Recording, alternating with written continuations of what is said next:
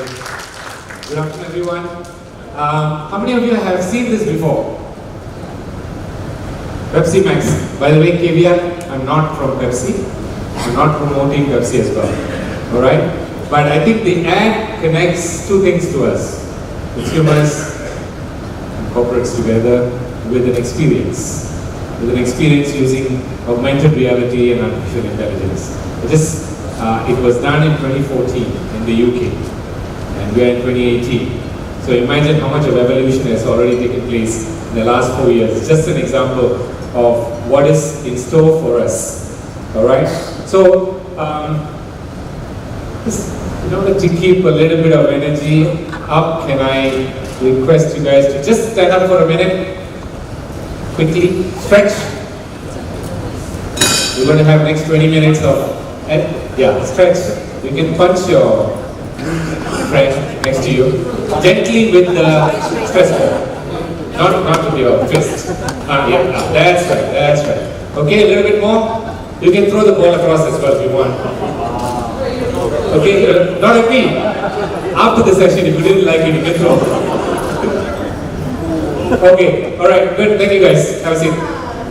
Okay, so the topic today is about leading the digital evolution. So leading means you need leaders. All want to be generals and nobody wants to follow. Right? So how do you look at that in the digital age? So recently I was watching a newscast on the gamers in Malaysia. How quickly they engage and connect to what they do, the gaming industry. Particularly Malaysia, there's a society for it. They call it the dark society. But I think they're quite bright people. I don't know why they call it the dark society. Because they game during the night. Alright? So they are nocturnal animals, they connect and they do this now. The interesting part is, it is picking up in rural areas. Alright? So we have the rural areas who's picking it up. Of course the urban areas are there. And then if you put both together, what do you call them? Rubens. Alright, so this particular integration is possible when you're looking at AI and AR. Place, workplace, work location, physical entities are going to disappear. So it's going to be a broad range of access without boundaries. So I'm sure throughout the day you have seen this again and again and again. But my intention is not to talk about what's over. If you have been following IR4, you know it started 4 years ago. Right? We are going to complete the 5 years already. So my objective is to talk to you about something which is going to happen. I would rather go there angle. Do you agree with me? Yeah? Sure, she agrees. Okay, so we touched on 1.0, typical, the first time.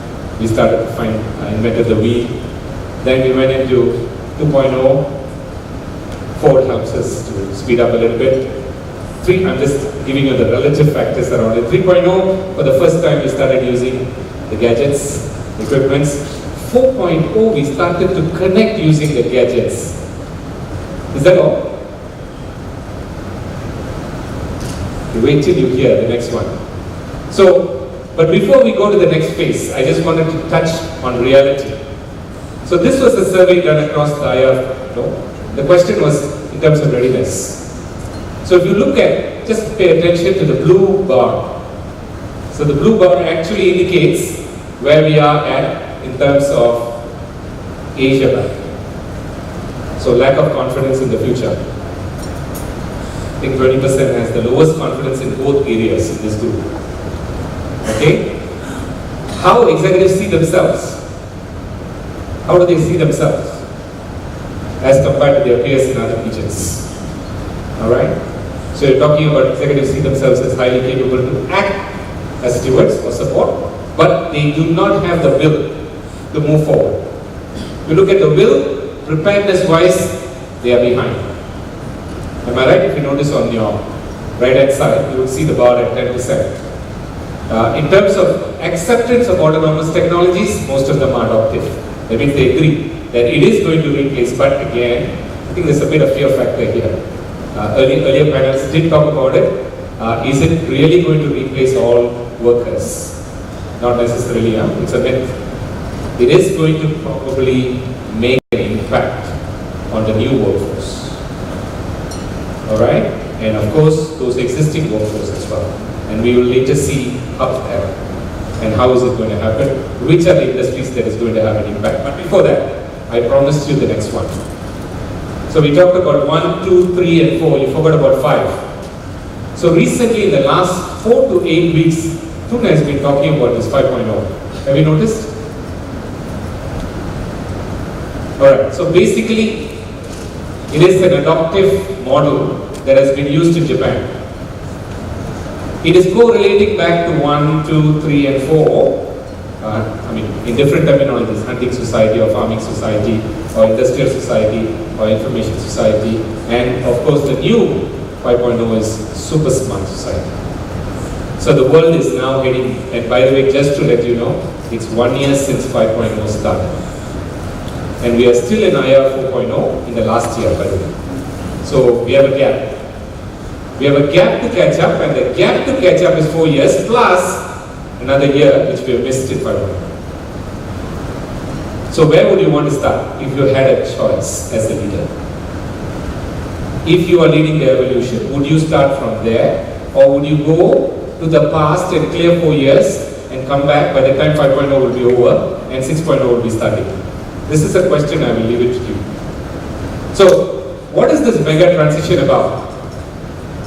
Between 4.0 to 5.0, what's this impact? It's a nice design. By the way, this is a reference from the Cabinet Office of Japan.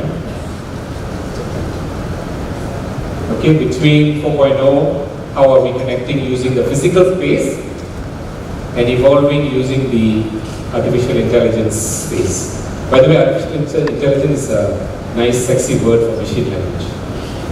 So machine language, how do you use it? How do you apply it is under your control.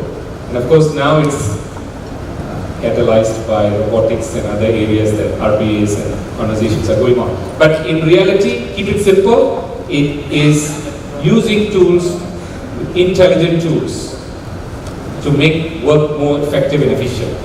So that's the shift between that, but also not just keeping the individual, the companies in mind, but also the society in mind as you move forward as you are leader. Okay, so in order for all of this to happen, you need an ecosystem to drive this, right? So if you look at the ecosystem, you're talking about a trend. Let's just take an example. So the global investment in AI, I'm just taking one area, of course there are many, many areas. Artificial intelligence is one of them, which I think is the most rampant in terms of investments going on. 2016 to now, what's happening is, if you're talking about tech giants, of course they talk in the billions, but I heard Amazon is talking in the trillions now, as of last week onwards, right? So startups are looking at 6 to 9B as well. So technically 3 times higher investments because they foresee how AI is able to drive benefit to their organizations. But as a leader, I will ask you to add one more component as a society as well. So 4 areas is happening right now. As you know, how it influences sales. Of course, you need to take care of your shareholders, unless it's a non-profit organization, right?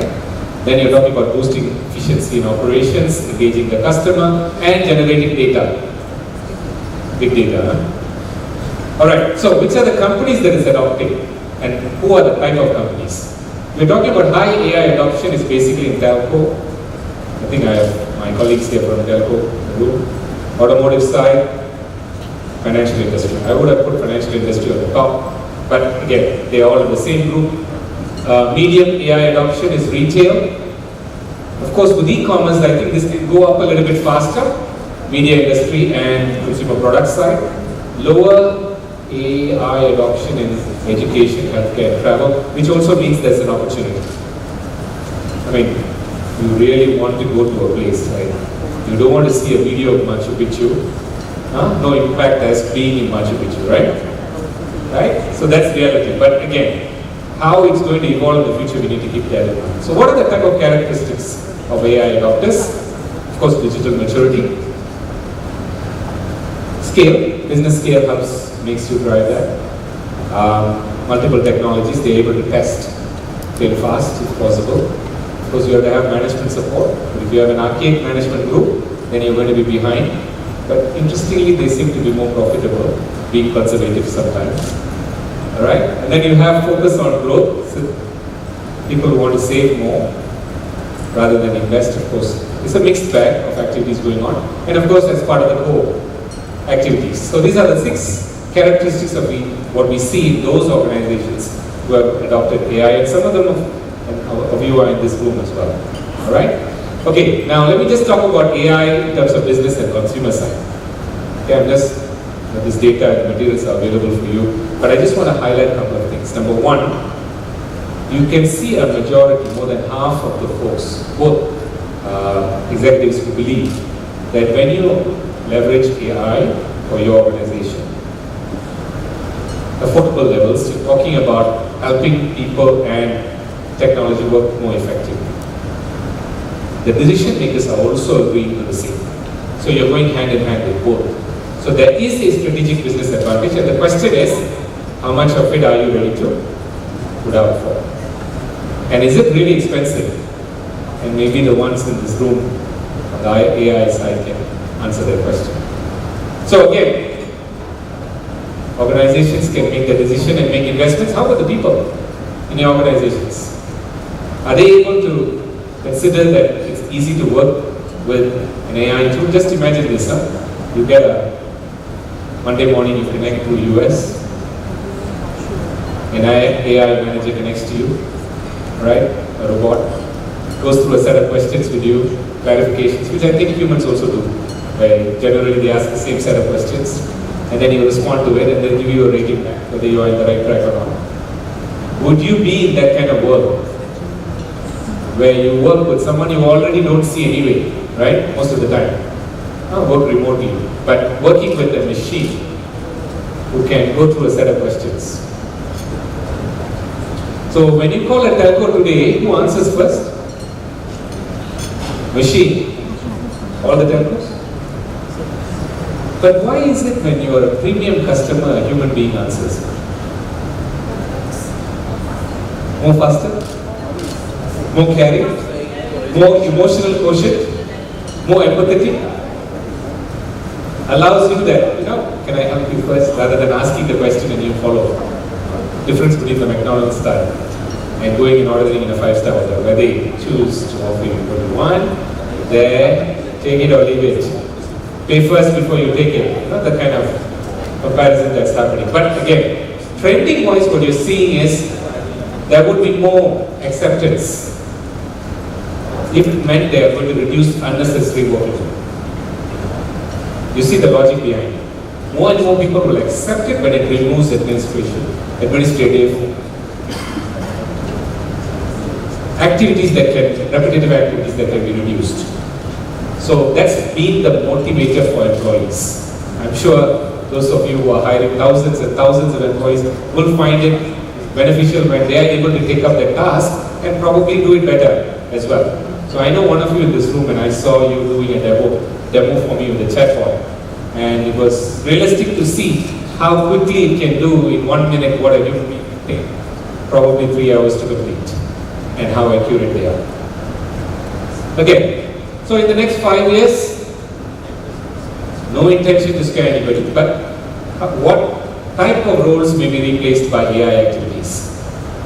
So, unless you want to be a psychiatrist, you may have to be prepared for the first 7 to 8 items that is pending to be replaced. Okay, as a tutor or a travel agent or a tax preparer or an office assistant and so on and so forth. But again, wherever there is a lesser interaction or chances of lesser interaction that is happening, this is what happens. So, I have a famous quote I usually use. I say, if you work like a robot, you will be replaced with a robot. So hope that makes sense. Okay, so this is a busy slide. I'm not going to take a lot, but I just want to let you know that there is a prediction going on.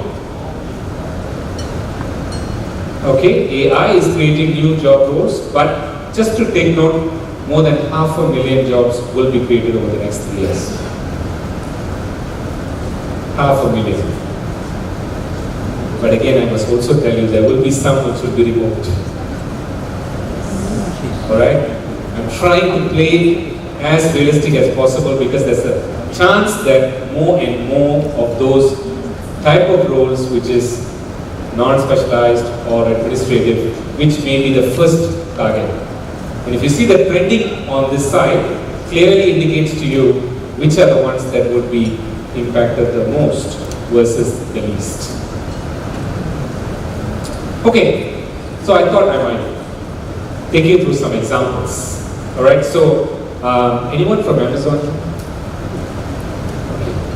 Maybe they are in certain ways at the cutting edge. So the first example is about Amazon warehouse executives. Worldwide wear a wristband. Normally you would think it's Fitbit, right? So it's not Fitbit. It's connected across 10,000 people across different warehouses worldwide, and it helps them track the right inventory to the right bag. So why do you need a wristband? Right? So when you take the wrong inventory and put it in the bag, it sends a small buzz to tell you to check again and put it back. So depending on how you perform accurately, you also measure. So imagine this. I don't have eyes, I don't have visibility, I don't see anything. I don't have a HR person sitting there, I don't have a line manager, but it's automated using AI all the way around the world, and the individual's accuracy is also being captured. That's Amazon for you, huh? No wonder they quickly become $1 trillion business.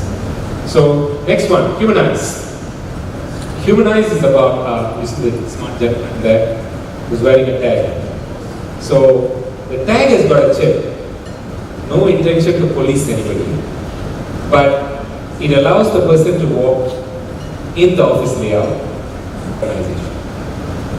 So that's what Humanize does, and I'm sure you're familiar with Slack if you're in the learning development industry or related industry or knowledge base.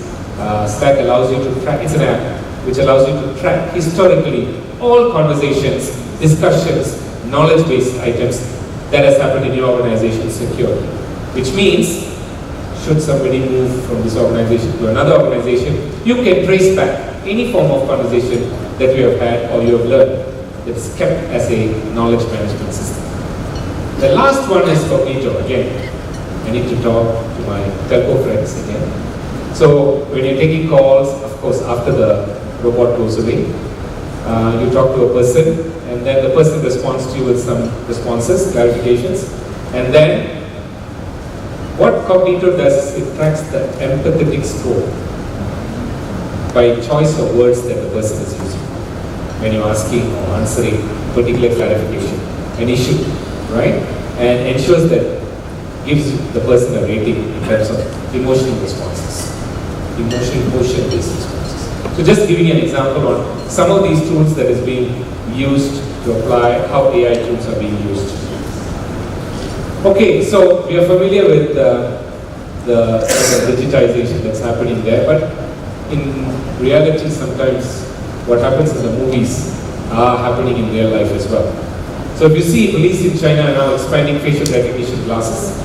All you have to do is wear a glass and you can scan the record of that person that you're seeing. You're talking about reduction in errors in assembly line that's happening in aviation industry, and how are you looking at applying healthcare medical? I think earlier in the sessions they talked about using some of these as educational materials.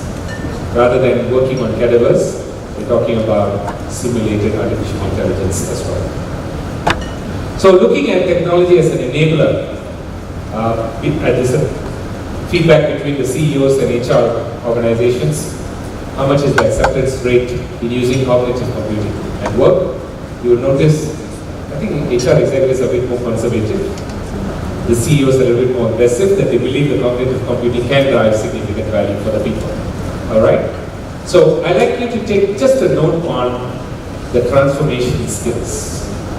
And this is a feedback given. What is the rate at which it's expected to transform? How do they move forward based on the different areas of the skills, and how agile are they in terms of responding to change using cognitive computing? So some of the critical workforce and social issues feedback. 3 areas. One, I think if you take note, people analytics are very, very important. It's gaining more importance. 84% of the respondents have indicated that. Organizations which already has integrated systems at 69%, and organizations which has real-time dashboarding at 17%. So these are ways of more effectively working with people within the organizations and outside as well.